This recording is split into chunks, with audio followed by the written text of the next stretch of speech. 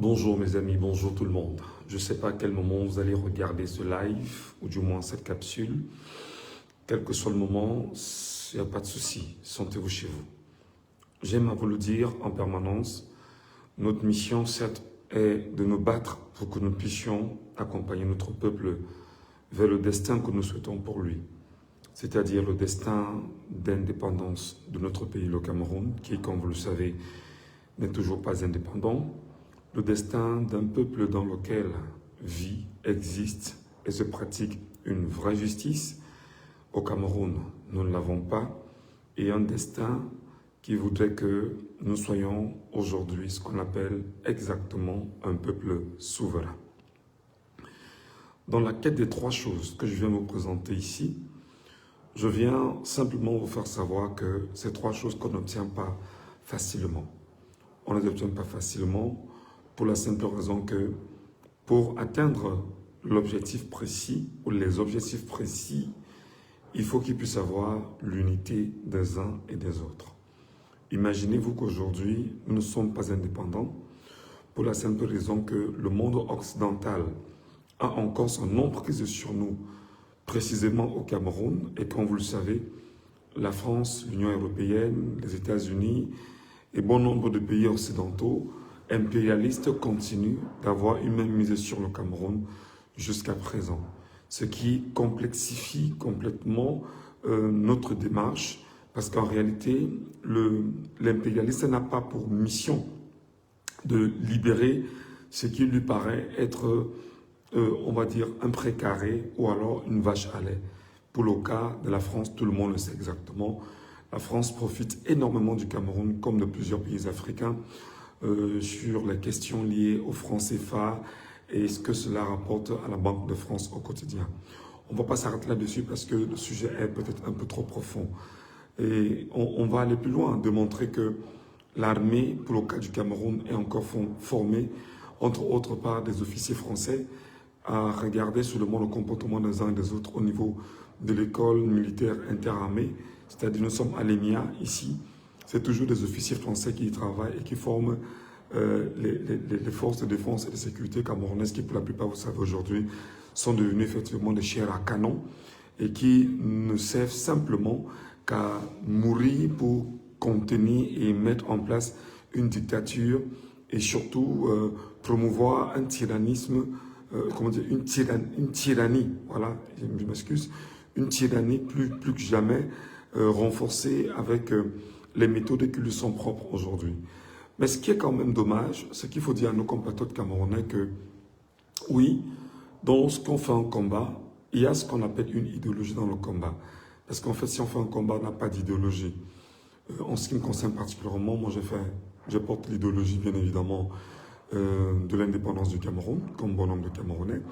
Et je me suis dit, il faut forcément se battre à se sentir indépendant, parce que tant que tu n'as pas d'indépendance, tu ne peux pas, de mon humble point de vue, observer ton avenir dans toutes les strates et dans tous les paramètres possibles. Donc moi je pense qu'à un moment donné, il faut s'arrêter et dire aux uns aux autres que le combat que nous menons est un combat qui, ma foi, est profond. Il est non seulement psychologique, parce qu'en fait, il y a un niveau d'acceptation de ce qu'on est, parce qu'il y en a qui ne s'assument pas, qui ne s'acceptent pas, et qui ont l'impression que c'est, disons qu'on est comme l'autre, qu'on existe, donc on n'est pas soi-même. C'est très dangereux lorsqu'on mène un combat.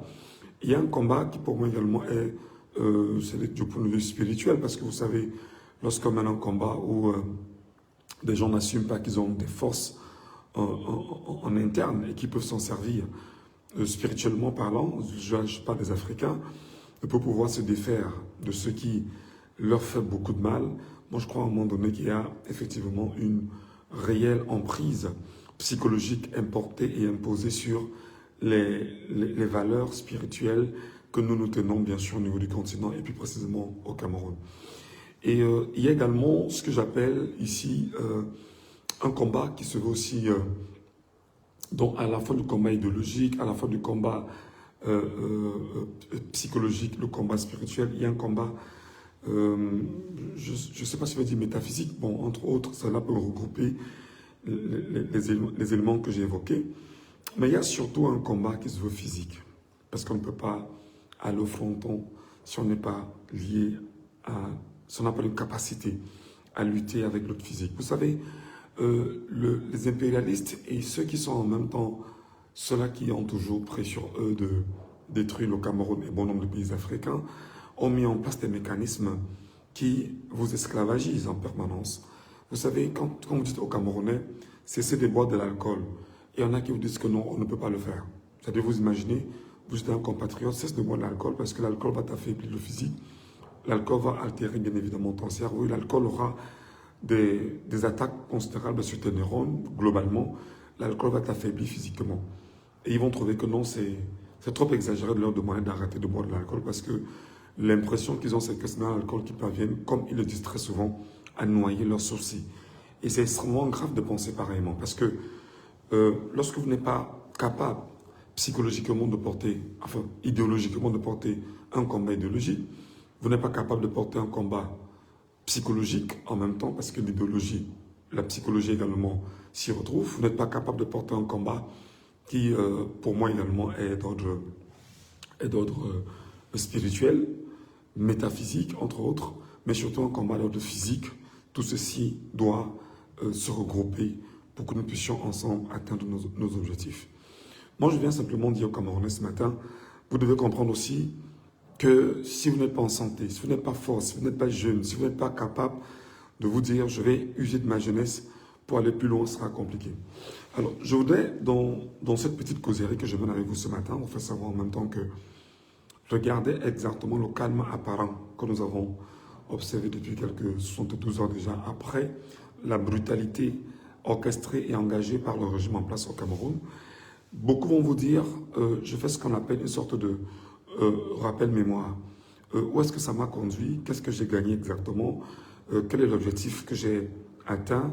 Malheureusement, j'ai perdu des frères, bien est toujours resté.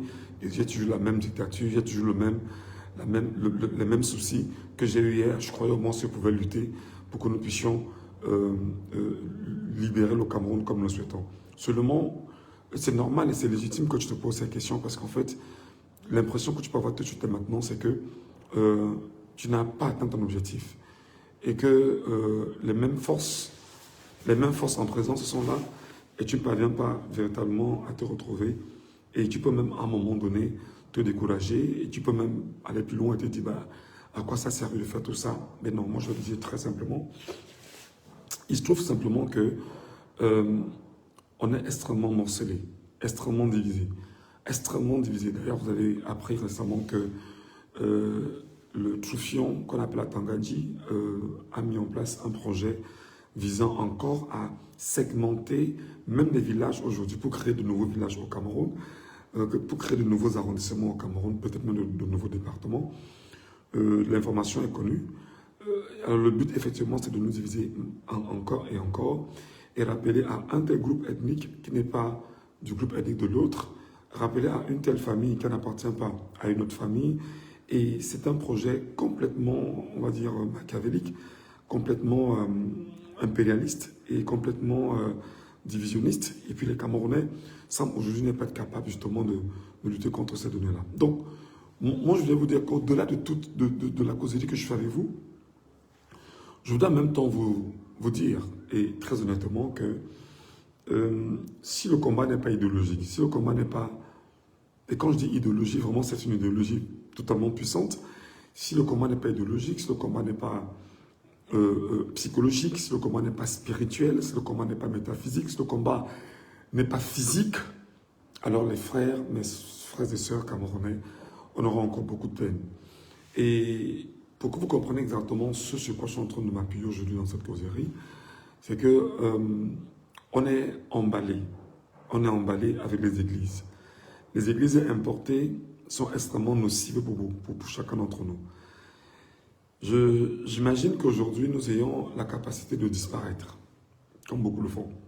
La capacité de disparaître, la capacité d'avoir des choses puissantes de la nature qui nous permettent d'être invisibles. Aujourd'hui, on vous traite de sorciers si vous les utilisez. On va faire ce qu'on appelle une sorte d'agression psychologique de chaque personne que vous êtes, en vous faisant savoir que non, c'est de la sorcellerie, c'est complètement quelque chose d'inacceptable et que c'est sorcier. Moi, je pense qu'à un moment donné, il faudrait que les gens aient la capacité de regarder plus loin et de se dire, mais qu'est-ce que j'ai comme outil? Qu'est-ce que j'ai comme élément? Qu'est-ce que j'ai comme force? Qu'est-ce que j'ai comme données? Et partant bien évidemment de la logique totalement idéologique, il faut effectivement bâtir une logique totalement spirituelle. Oui, spirituelle. Et voilà, et à la logique spirituelle, il faut bâtir la capacité physique, voilà, de se tenir debout et de lutter. Parce que si nous ne sommes pas capables de nous organiser et de revoir la trajectoire qui est la nôtre, le pire est encore en chemin et les souffrances indicibles que nous traversons risqueront encore de s'accentuer plus que jamais. Voilà. Je voudrais justement le dire et finir avec un fait. Je suis en train de réfléchir à ma façon, hein, et je fais ma réflexion avec vous, en direct. Je réalise en fait que les Camerounais acceptent tout le temps de se faire manipuler. C'est-à-dire, j'imagine, les Camerounais qui acceptent de se faire manipuler tout le temps. Il y a en fait aujourd'hui, tout le monde le sait, André Onana a eu des ennuis avec Samuel Eto'o. Samuel Eto'o s'est servi de ses ennuis avec André Onana pour prendre la place d'une télévision. Aujourd'hui également, ça c'est un fait. Aujourd'hui, il y a une division entre Samuel Eto'o et le ministre des Sports, Nassimo Lekambi. Et on laisse croire qu'on aura deux équipes nationales qui vont nous amener à la CAN marocaine. Décidément, c'est encore, comme je viens de le dire, une sorte de trouble à l'espace. C'est-à-dire qu'on trouble notre quiétude et on trouble le dynamisme qui nous interpelle. On vient détruire en réalité notre capacité à réfléchir en profondeur. Le drame, c'est qu'ils vont utiliser les médias, ils vont utiliser tout ce qui est outil à leur disposition pour vendre cette ineptie, cette chose inutile et promouvoir ce qui ne sert à rien à quiconque. Et dans ces configurations, effectivement, beaucoup de Camerounais, beaucoup de jeunes vont chercher des solutions sur une chose futile et inutile. Pourtant, au fond d'eux, ils ont la solution à leur lendemain et les solutions politiques qui s'imposent à eux. Pourquoi je fais ce parallèle? Juste de montrer aux compatriotes camerounais que le combat, dans sa profondeur, nécessite une pleine conscience de ce qu'on veut et une pleine conscience de la trajectoire qu'on se donne et qu'on se fixe et une capacité effectivement à se dépouiller de ce qui est inutile et de garder le nez sur l'objectif précis. Donc, comment ne pas le dire à mes compatriotes camerounais ce matin et vous dire, les gars, faites attention d'être manipulés parce que la manipulation est outrancière au Cameroun en ce moment et c'est vous qui êtes des victimes, de grosses victimes. Et vous n'imaginez pas jusqu'où les conséquences de ce que vous traversez aujourd'hui peuvent aller. Parce que les conséquences ne sont pas seulement propres à votre santé morale, physique, à votre incapacité effectivement à repenser votre lendemain et à votre incapacité à asseoir une dynamique pour vos descendants. Et les conséquences sont tellement graves que aujourd'hui, beaucoup ne peuvent pas vous dire je prends le temps de m'instruire, je prends le temps d'apprendre, je prends le temps de mettre à ma disposition ce qu'il faut.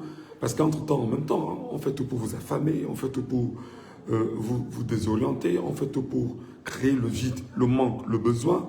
Et décidément, on fait tout pour vous empêcher complètement d'être résistant, d'être fort, d'être debout et avoir une certaine abnégation pour aller de l'avant dans le combat. J'espère que ce que j'ai dit peut-être sera entendu.